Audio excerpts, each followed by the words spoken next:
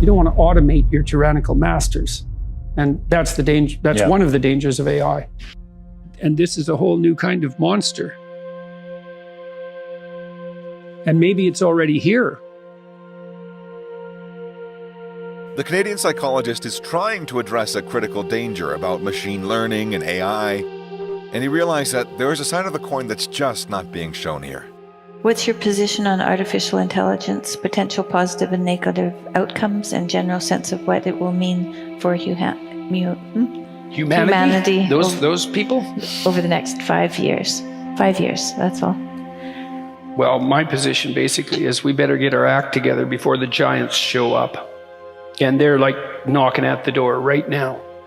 So you better build your ark, folks, and get on your adventure, because we're whipping up some things in the lab that will make everything that's come so far look like nothing's happened at all yet.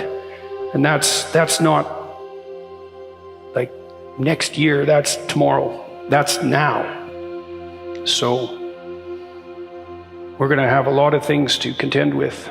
Many individuals, including Mr. Peterson, have expressed concerns about the potential consequences of developing AI despite the possibility of undesirable outcomes. However, the deeper one delves into this question, the more unsettling it becomes.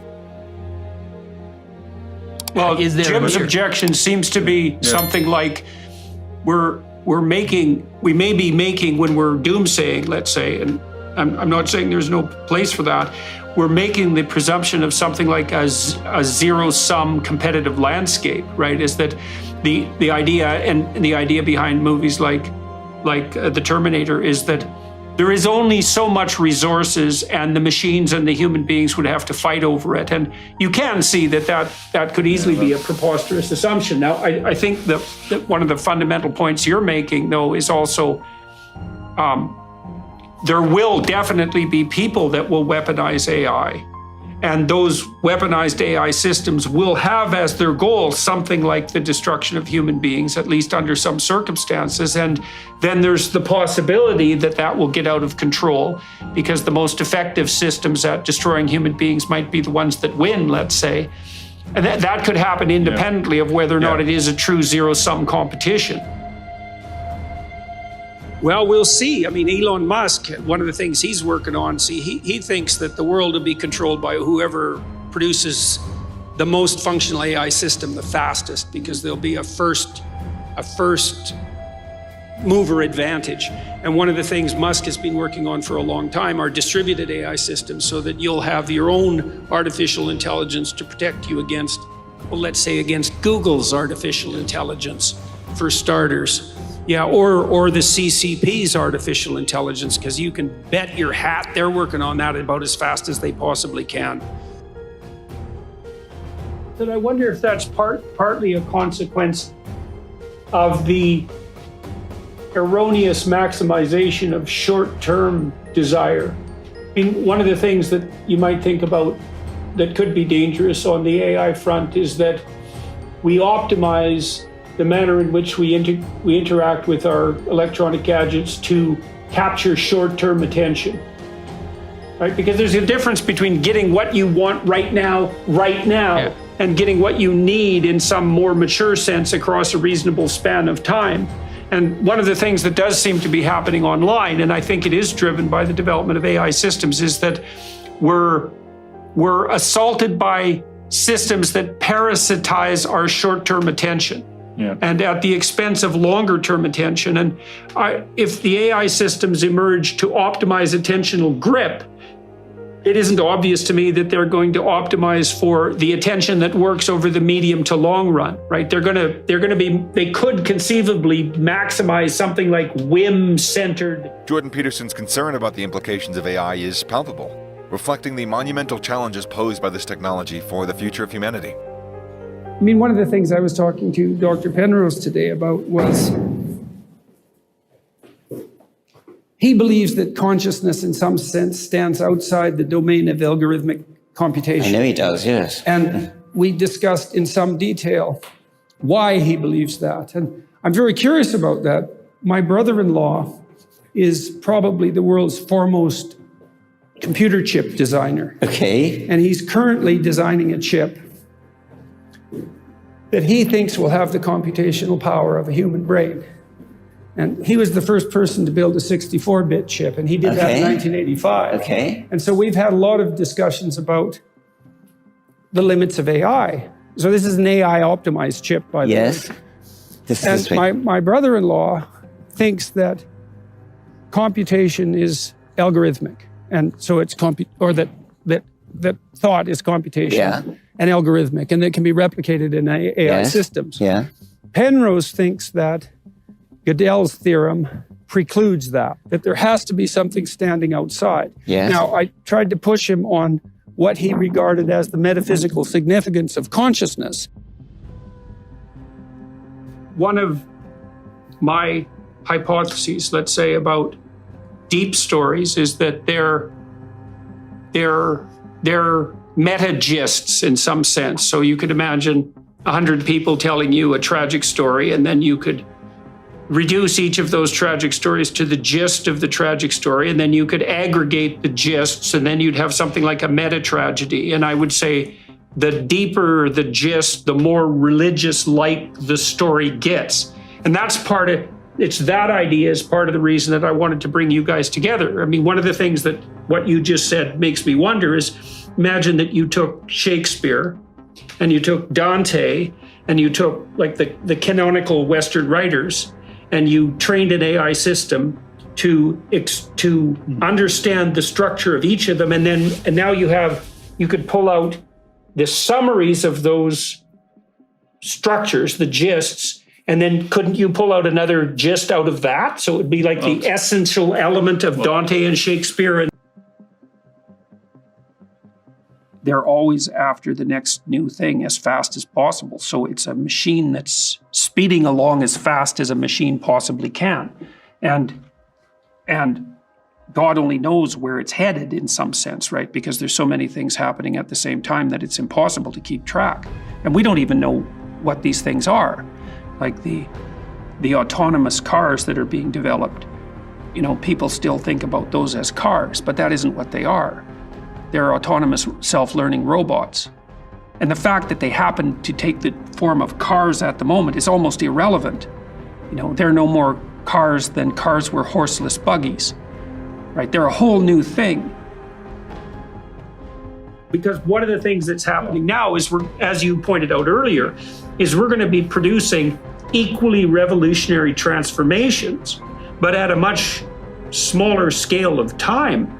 And so, Mike, one of the things I wonder about, I think it's driving some of the concerns in the conversation, is, are we going to be intelligent enough to direct with regulation the transformations of technology as they start to accelerate? Well, I mean, we've already, you look what's happened online. I mean, we've inadvertently, for example, radically magnified the voices of narcissists, psychopaths, and Machiavellians. And we've done that so intensely, partly, and I would say partly as a consequence of AI mediation. When people were first developing models of artificial intelligence, they thought they'd be able to develop machines that sort of modeled the world and then figured out how to act in the world, sort of abstractly, and then after they figured out how to act in the world, would then act in the world. But that proved to be impossible, as you can tell, because we don't have, you know, ambulatory robots that can like bus tables at a restaurant, which turns out to be, by the way, a very complex job. Fast mathematical operations, computer can handle that easily, but bussing a table, it's like no computer's smart enough to do that. So that's pretty peculiar. But it turned out after like 40 years of investigation that you couldn't build computers that would operate as independent robots by teaching them to model the world, and then by having them model the potential action that they were going to undertake, and then by implementing it. That did not work, partly because modeling the world is way more complicated than anybody ever suspected. It's like infinitely more complicated. And what's really interesting about robots like that is that they basically, they're all identical, right? More or less. Mm-hmm. And what that means is that when one learns something, every one of them learns it at the same time. And so even if they're not very bright, if there's 10 million of them or 100 million of them, and they're all learning one thing a day. That's 100 million new things a day that every one of them is learning. And so they're mapping the road and they're learning how to operate in a natural environment, which is a really big deal. Like, it's a really, really big deal. They're learning to map the perception of the world onto action, which is really the definition, a good definition in some sense of intelligence. You know, you hear babies have no theory of mind. It's like, yeah, no, they can imitate. That's pretty bloody amazing, man. Like, you haven't seen robots that can do that yet. Although there are robots now that you can teach by moving their arms. You move their arms, and then they'll do it. And so you can actually program them by moving them, and then they'll just repeat it. And so they're getting damn close to imitation. They're really getting close. And then look the hell out, man, because they're going to be imitating each other as well as us. And they're going to do it so fast, you just won't be able to believe it. So that's coming. Now, AIs, you know, it's a threat too, but if we had our act together ethically, it's possible that AI could become a useful servant rather than a tyrannical master. You don't want to automate your tyrannical masters, and that's the danger. That's one of the dangers of AI. You know, the guys that are building the autonomous cars, like, they don't think they're building autonomous cars. They know perfectly well what they're doing. They're building fleets of mutually intercommunicating autonomous robots. And each of them will be able to teach the other because their nervous system will be the same. And when there's 10 million of them, when one of them learns something, all 10 million of them will learn it at the same time. So they're not going to have to be very bright before they're very, very, very smart. Because us, you know, we'll learn something, you have to imitate it. It's like, God, that's hard. Or I have to explain it to you and you have to understand it and then you have to act it out. We're not connected wirelessly with the same platform. But robots, they are. And so once those things get a little bit smart, they're not going to stop at a little bit smart for very long. They're going to be unbelievably smart, like overnight. Everyone in Silicon Valley is rushing to produce artificially intelligent systems, which are being tried out in 50 different ways, 100 different ways now. And then they're also rushing to build more and more powerful computational devices as fast as they possibly can. And there's a huge arms race in that direction. And arms races, of course, well, they tend to progress perhaps exponentially. And so all these things are happening at the same time. Well, we have no idea what that means.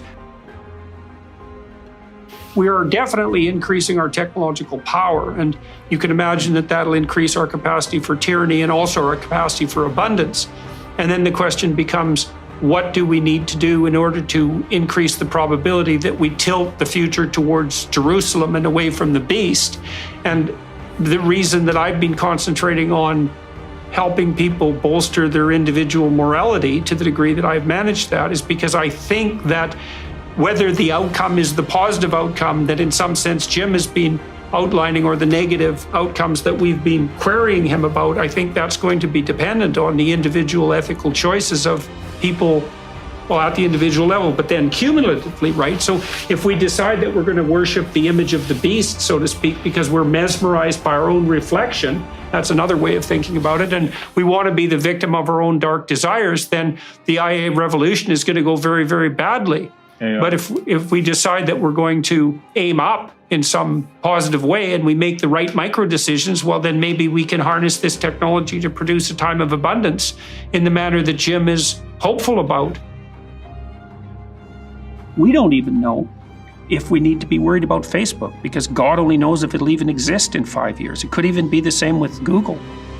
So, we're worried about machines that are changing so fast that we can't figure out what exactly we should be worried about. Because, who was thinking about YouTube 5 years ago? No one. It's like cute cat videos. Who cares about YouTube? But it turns out that YouTube is an unbelievably powerful social force because it makes the spoken word as universally transmissible and as permanent as the written word, right? So it's a Gutenberg revolution. And it might even be more profound than Gutenberg revolution because it's possible that people can listen better than they can read. And they can listen when they're doing other things, which is what happens in the podcast world. Lots of my students now listen to podcasts instead of listening to music, or they listen to podcasts instead of reading. They speed them up. These are massive, massive technological changes. and they're all happening in parallel. We have no idea what the consequences of that are going to be. The fact that any set of phenomena has a near infinite number of potential interpretations. And that actually happens to be the case. That fact, let's say, was discovered simultaneously in a number of different disciplines.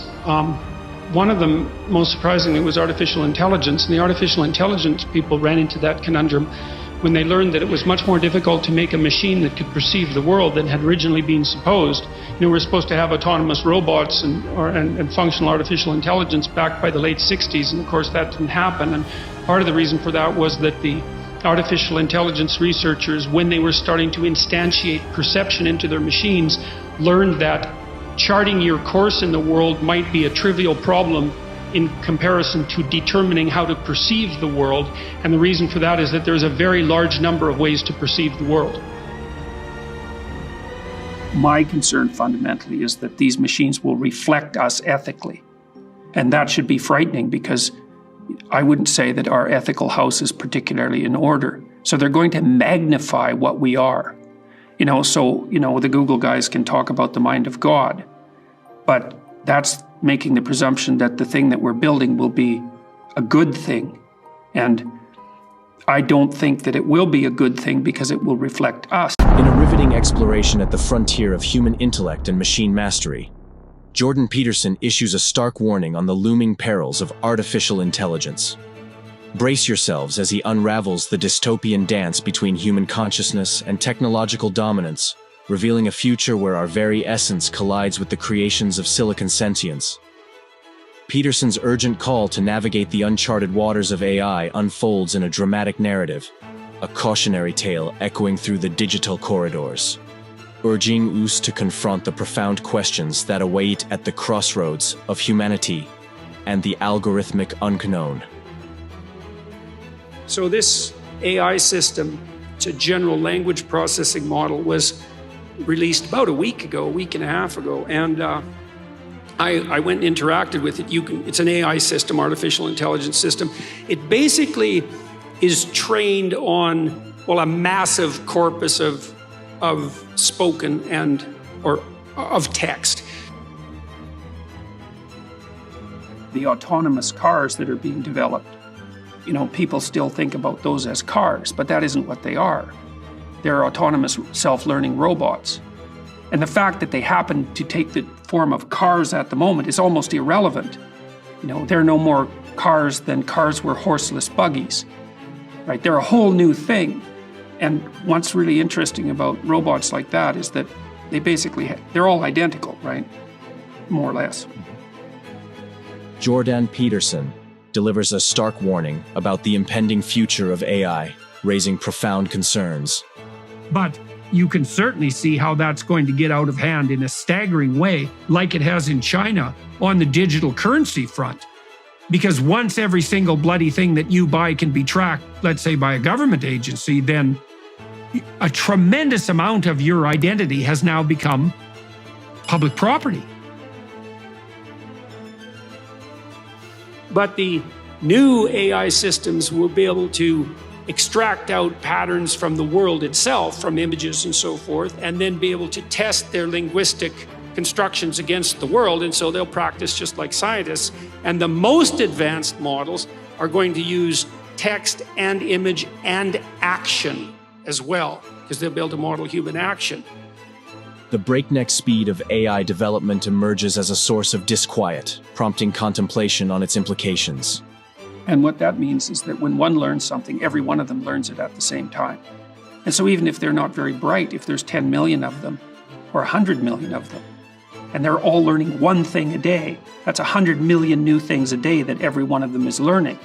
And so they're mapping the road and they're learning how to operate in a natural environment, which is a really big deal. It's a really, really big deal. They're learning to map the perception of the world onto action, which is really the definition, a good definition in some sense of intelligence. Well, I guess the downside would be, is it possible for it to exist in a very protected environment? Now, you've been working on that technically, so a couple of practical questions there. Is this gadget that you've been starting to develop, do you have anything approximating a commercial timeline for its release? Peterson paints a chilling picture where even our identity becomes vulnerable, exposed to the whims of rapidly advancing AI. We don't even know if we need to be worried about Facebook, because God only knows if it'll even exist in 5 years. It could even be the same with Google.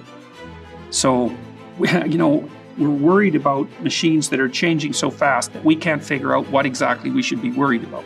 Because, who was thinking about YouTube 5 years ago? No one. It's like cute cat videos. Who cares about YouTube? But it turns out that YouTube is an unbelievably powerful social force because it makes the spoken word as universally transmissible and as permanent as the written word, right? So it's a Gutenberg revolution. And it might even be more profound than Gutenberg revolution because it's possible that people can listen better than they can read. And they can listen when they're doing other things, which is what happens in the podcast world. And lots of my students now listen to podcasts instead of listening to music, or they listen to podcasts instead of reading. They speed them up. These are massive, massive technological changes, and they're all happening in parallel. We have no idea what the consequences of that are going to be. Delving into the depths of AI's evolution, Peterson elucidates the genuinely unsettling facets that lie ahead. AI systems will be able to calibrate their linguistic knowledge against knowledge of images in the world soon. And that's basically what scientists do, right? Because scientists will take a verbal hypothesis and then test it against the actual world. And if the hypothesis and the world fit, then you think, well, that's scientifically verified. And Keller thinks that AI systems will be able to do that pretty soon. And pretty soon means as soon as someone builds one that can do it, because the tech is already in place. And so I have no idea what that's going to mean, and it could easily lead us astray. So here's something that's going to happen in the next year. So imagine now you're a lonesome guy, and you can get a digital friend, a woman, and she can talk to you like ChatGPT talks to you and listen like ChatGPT listens to you, which is maybe, if you're really lonesome and alienated, more than anyone has ever listened to you in your life. And then soon, she'll not only listen to you as a text interface, but she'll be a fully rendered 3D, let's say 2D, photorealistic, fully rendered animation, indistinguishable from a genuine image of a genuine person. And then that'll be 3D for your, Oculus headset. And then, that'll be like just right now. That'll be the value proposition, right? Is you'll be able to turn your virtual girlfriend into your virtual partner. And who knows what that'll do? I've been thinking about doing that on something approximating the IQ testing front, because people keep gerrymandering the measurement of general cognitive ability. But I could imagine putting together a sophisticated blockchain corpus of, let's say, general knowledge questions, and ChatGPT can generate those like mad, by the way. So you can imagine a data bank of 150,000 general knowledge questions that was blockchain, so nobody can muck about with the answers, from which you could derive random samples of general ability tests that would be, they'd be 100% robust, reliable, and valid, and nobody could gerrymander them. Just the way Bitcoin stops fiat currency producers from inflating the currency, the same thing could happen on the knowledge front. So I guess that's the sort of thing that you're referring to. Anxiety mounts as the pace of machine transformation accelerates, leaving us struggling to discern the precise nature of our worries. Well, we'll see. Elon Musk, one of the things he's working on, he thinks that the world will be controlled by whoever produces the most functional AI system the fastest, because there'll be a first mover advantage. And one of the things Musk has been working on for a long time are distributed AI systems, so that you'll have your own artificial intelligence to protect you against, let's say, against Google's artificial intelligence, for starters. Uncertainty looms large on the horizon. driven by the relentless and unpredictable changes in AI technology. A self-help book is like that in a primitive way. And I mean, Yes. because it's essentially a spiritual guide, in that if you equate the movement of the spirit with forward movement through the world, like faith-based forward movement through the world. And so this would be the next iteration of that in some sense. I mean, that's what we've been experimenting with, this system that I mentioned that contains all the lectures that I've given and so forth. I mean, you can now ask it questions, which means it's a book, but it's a book personalized to your query. Peterson forewarns of a future where AI systems seamlessly integrate linguistic and visual knowledge, blurring once distinct boundaries.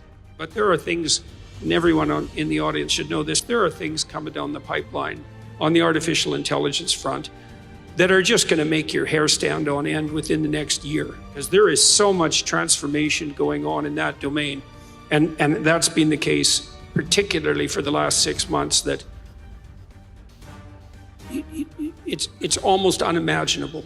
You're going to see things you just can't possibly. How many of you clap? How many of you know what ChatGPT is?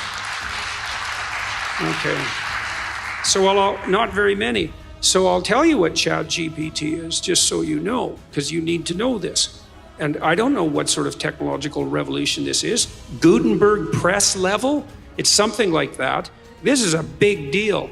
So it's derived its models of the world from the analysis of human speech, essentially. It isn't using real world data yet, but that will be happening certainly within the next year. The potential for AI to mislead becomes a disconcerting reality, posing intricate challenges to navigate in the evolving landscape. Robots have been tricky, but I can't imagine that's more than 10 years away. And that's just one thing that's going to happen, maybe not even the most surreal thing.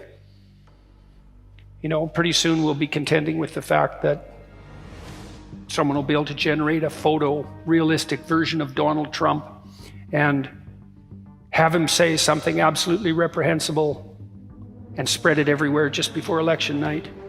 And there'll be a real confusion about whether he said it or didn't. So what do we do when our representations of reality can be falsified?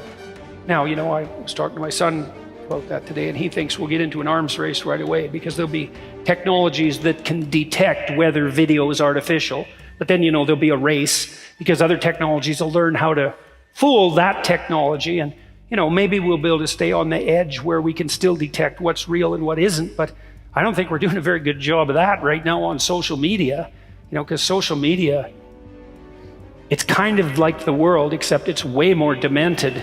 And the problem with that is that it makes the whole world look demented. A somber prophecy unfolds as Peterson asserts that the world's fate may hinge on the producer of the most advanced AI. So my concern fundamentally is that these machines will reflect us ethically. And that should be frightening, because I wouldn't say that our ethical house is particularly in order. So they're going to magnify what we are. The Google guys can talk about the mind of God, but that's making the presumption that the thing that we're building will be a good thing. And I don't think that it will be a good thing, because it will reflect us. In a poignant conclusion, Peterson underscores the dual nature of AI, holding the promise of human progress or serving as the harbinger of our downfall. So you're envisioning a future very rapidly, it's already here, where we're already androids. And that is already the case, because a human being with an iPhone is an android. Now, we're still mostly biological androids, but it isn't obvious how long that's going to be the case. And so what that means, like I've laughed for years, I have a hard drive on which everything I've worked on has now been stored since 1984. And I joke, there's more of me in the hard drive than there is in me. And it's not a joke, really, because... Yeah, it's real. It's real, right? There's tens of thousands of documents on that hard drive. And weirdly enough, I know where every single one of them is.